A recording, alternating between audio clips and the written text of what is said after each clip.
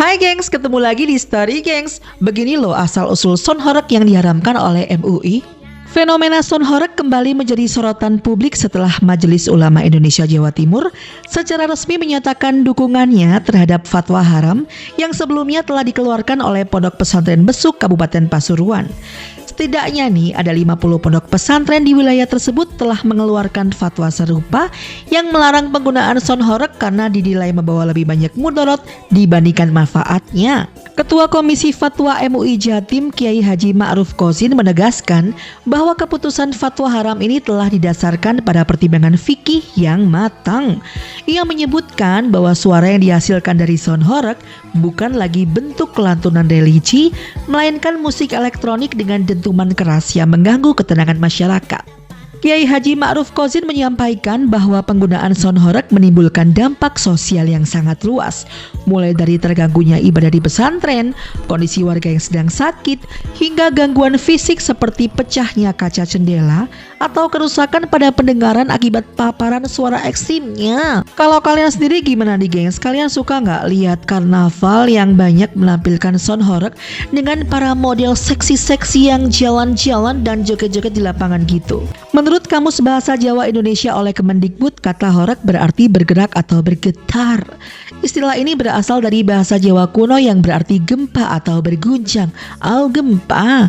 Dalam konteks budaya populer, sound horeg adalah istilah untuk perangkat audio dengan volume ekstrim yang digunakan dalam acara-acara tertentu. Namun dalam perkembangannya, penggunaan sound horeg menjadi tidak terkendali nih gengs. Perangkat ini justru menciptakan kebisingan luar biasa dan mengganggu ketertiban umum, terutama karena digunakan di waktu yang tidak tepat dan tanpa pengawasan yang memadai.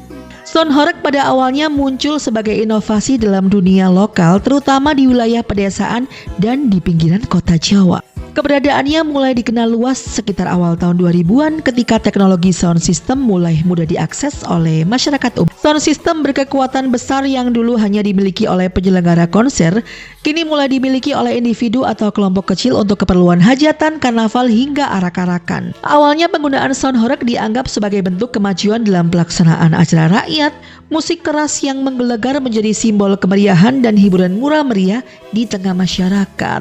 Bahkan nih gak sedikit penyelenggara acara yang sengaja menyewa sound horeg untuk menarik perhatian dan memperbesar jumlah pengunjung. Namun seiring meningkatnya persaingan antara penyedia jasa hiburan, intensitas dan volume suara yang dipancarkan pun makin ekstrim. Disinilah titik balik munculnya polemik sosial dan keresahan di berbagai wilayah, termasuk Pasuruan dan juga sekitarnya.